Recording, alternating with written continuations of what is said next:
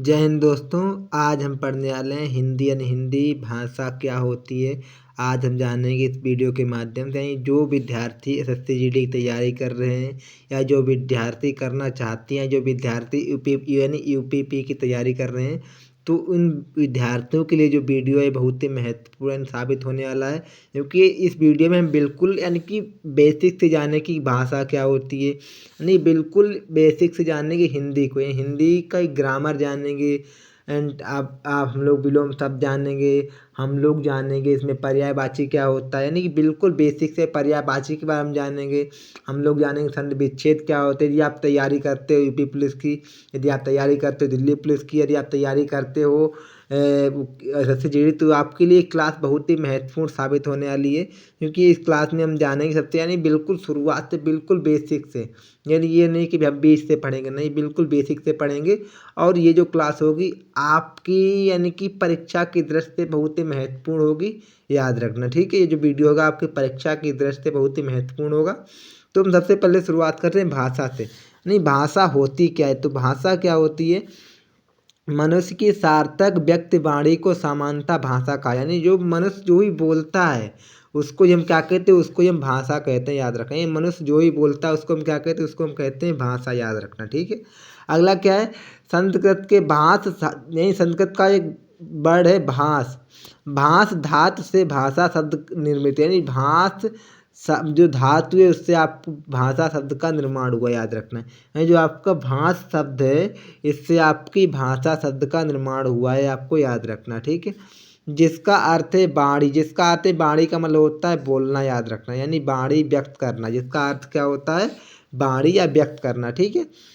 भाषा के द्वारा मानव के भावों, विचारों तथा भावनाओं को व्यक्त किया जाता है। यानी बिना भाषा के आप कुछ ही कर नहीं सकते हो, बिना भाषा के आप ना बोल सकते हो, बिना भाषा के अपने भाव यानी कि आपके अंदर जो भाव है किसी को नहीं बता सकते हो, और बिना भाषा के आप अपने विचारों को प्रकट नहीं कर सकते हो, बिना भाषा के आप अपनी भावनाओं को नहीं दिखा सकते हो, यानी अपनी भावनाओं को किसी को नहीं बता सकते हो।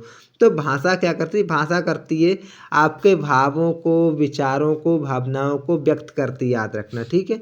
आपका अगला क्या है, प्रत्येक भाषा की अपनी प्रकृति और आंतरिक गुण और अवगुण होते हैं। यानी प्रत्येक भाषा में क्या होते हैं, अपने आंतरिक गुण और अवगुण होते हैं, जिसके कारण हम भाषा को पहचानते हैं, याद रखना। यानी जो प्रत्येक भाषा होती है उसमें उसके गुण भी होते हैं, अवगुण भी होते हैं, यानी कि उसके प्राकृतिक गुण होते हैं, आंतरिक गुण होते हैं, जिसके कारण क्या करते हैं, हम भाषा को पहचानते हैं, याद रखना, ठीक है। भाषा एक सामाजिक शक्ति है। भाषा क्या है, एक सामाजिक शक्ति है जो मानव को प्राप्त होती है। यानी भाषा जो है एक सामाजिक शक्ति है जो मानव को प्राप्त होती है, ठीक है। भाषा परंपरागत एवं अर्जित दोनों होती हैं। ये भाषा जो होती है अर्जित भी की जाती है, और एक परंपरागत हो जो हमारे माहौल में होती है उसको हम परंपरागत कहते हैं, और एक जो होती है जिसको हम अर्जित करते हैं, जिनको हम प्राप्त करते हैं, वो होती है आपकी अर्जित की हुई भाषा। जैसे कि मैं हिंदी बोलता हूँ तो मुझे हिंदी आती है। अब आप कहो कि मैं बंगाली बोलूँ तो बंगाली मुझे अर्जित करनी पड़ेगी ना। यानी एक आपकी भाषा होती है जो परंपरागत होती है, जो आपके माहौल में होती है, और एक वो भाषा होती है जो अर्जित की जाती है, जिसको हम कहते हैं अर्जित भाषा, ठीक है। आपका अगला क्या, भाषा के प्रमुख दो भेद कथित एवं लिखित होते हैं। यानी भाषा के दो भेद होते हैं, एक आपका होता है कथित, दूसरा होता है आपका लिखित। यानी लिखित एक भाषा होती है, एक होती है कही हुई भाषा, और एक होती है लिखी हुई भाषा, यानी जिसको हम यानी किताब में पढ़ते हैं वो लिखी हुई भाषा होती है, और एक कथित यानी जो कही हुई भाषा होती है इसको हम कहते हैं कथित, ठीक है। किंतु कुछ विद्वान सांकेतिक भाषा को ही भाषा के भेद में मानते हैं, यानी भाषा के भेद के जानते हैं। लेकिन कुछ विद्वान क्या है, जो सांकेतिक भाषा है को भाषा के भेद मानते हैं, सांकेतिक भाषा को ही भाषा के भेद मानते हैं, ठीक है।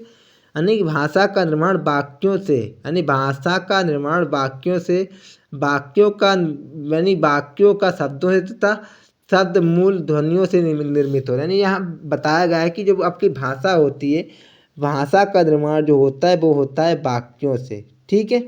और वाक्यों का निर्माण होता है शब्दों से, और शब्दों का निर्माण होता है यानी कि आपके जो अक्षर होते हैं, जिनको जो लेटर होते हैं उनसे आपके शब्द का निर्माण होता है, जिसको हम ध्वनियाँ कहते हैं। जैसे कि आपकी एक का क्या है, ध्वनि है। खा क्या एक ध्वनि यानी कि एक अक्षर तो है, लेकिन अक्षर होने से पहले एक एक यानी मतलब एक पूर्णतः ये ध्वनि है, याद रखना। तो भाषा जो होती है परंपरागत होती है, अर्जित होती है। भाषा के दो प्रकार होते हैं, कथित होते हैं, लिखित होते हैं। भाषा यानी कुछ जो विद्वान है वो सांकेतिक भाषा मानते हैं, याद रखना। यानी भाषा जो होती है, भाषा का निर्माण वाक्य से होता है, वाक्यों का निर्माण शब्दों से होता है, और शब्दों का निर्माण जो होता है वो होता है आपकी ध्वनियों से, जिसको हम लेटर कहते हैं आज की भाषा में, ठीक है। भाषा के अंग क्या क्या हैं, भाषा के क्या क्या अंग हैं? तो भाषा के अंग हैं वाक्य, ठीक है, शब्द एवं मूल ध्वनि। मूल ध्वनि यानी वाक्य तो सब लोग जानते हैं, तो हम बोलते हैं भाई आपके वाक्य, भाई भाषा में बोलते हैं। शब्द है, शब्दों से मिलकर आपका वाक्य बनता है। मूल ध्वनि जिसको हम अपने यानी कि साधारण भाषा में कहें तो हम कह सकते हैं अक्षर, जिनको हम मूल ध्वनियाँ कहते हैं, जिनका अध्ययन विवेचन यानी जिनका अध्ययन हम आगे पढ़ेंगे, याद रखना, ठीक है। प्रत्येक देश की भाषा के तीन रूप प्राप्त, यानी प्रत्येक देश जो होता है, कोई भी देश हो, यानी हर देश में उसकी जो भाषा होती है उसके तीन रूप प्राप्त होते हैं, याद रखना। यानी कोई भी देश हो, उस देश में तीन भाषाएं होती हैं। पहला क्या होता है? बोलियाँ। दूसरा होता है परिनिष्ठित भाषा, और तीसरा होता है राष्ट्रभाषा। बोलियाँ यानी कि बोलियाँ बहुत होती हैं, जैसे कि हमारे यहाँ कुछ पश्चिमी बोली जिसको हम बोलते हैं, यानी कि हर प्रकार की बोलियाँ होती हैं। अब परिनिष्ठित भाषा होती है, एक होती है राष्ट्रभाषा, ठीक है। साधारण जनता द्वारा अपने समूह या घरों में जिन स्थानीय बोलियों का प्रयोग किया जाता है उसे बोली कहते हैं। यानी जो आपकी, जैसे आप गांव में रहते हो तो गांव में आप किस भाषा का प्रयोग करते हो, तो उसको हम कहते हैं बोली। यानी आप गांव में जो भी भाषा बोलते हो, तो यहाँ लिखा हुआ है देखो, घरों में जिन स्थानों में बोलियों का प्रयोग, यानी कि आप घरों में जिन बोलियों का प्रयोग करते हो, आप किसी को गाली देते हो तो उसको हम बोली कहते हैं। क्या कहते हैं? जो आपको गांव में बोली जाती है, यानी कि आप यानी कि एक इस तरीके से बोली बोलते हो, यानी कि जो गांव में बोलते हैं उसी को हम कहते हैं बोली, ठीक है। आपका अगला है, भारत में लगभग 600 से अधिक बोलियां हैं, यानी कि भारत में लगभग 600 से अधिक बोलियां बोली जाती हैं, ठीक है। व्याकरण में नियंत्रित भाषा, परिनिष्ठित भाषा, याद रखना। जो व्याकरण में नियंत्रित भाषा है वो आपकी क्या है? परिनिष्ठित भाषा, याद रखना है आपको, ठीक है। परिनिष्ठित भाषा का प्रयोग शिक्षा, शासन तथा साहित्य में किया जाता है। जो आपकी परिनिष्ठित भाषा होती है इसका प्रयोग आप शिक्षा नहीं कुछ भी सीखने के लिए करते हो, शासन करने के लिए करते हो, साहित्य में यानी साहित्य में इसका प्रयोग किया जाता है, याद रखना। भारत में 15 विकसित भाषाएं हैं, ठीक है। भारत में जो भाषाएं हैं वो 15 विकसित भाषाएं हैं, याद रखना, ठीक है।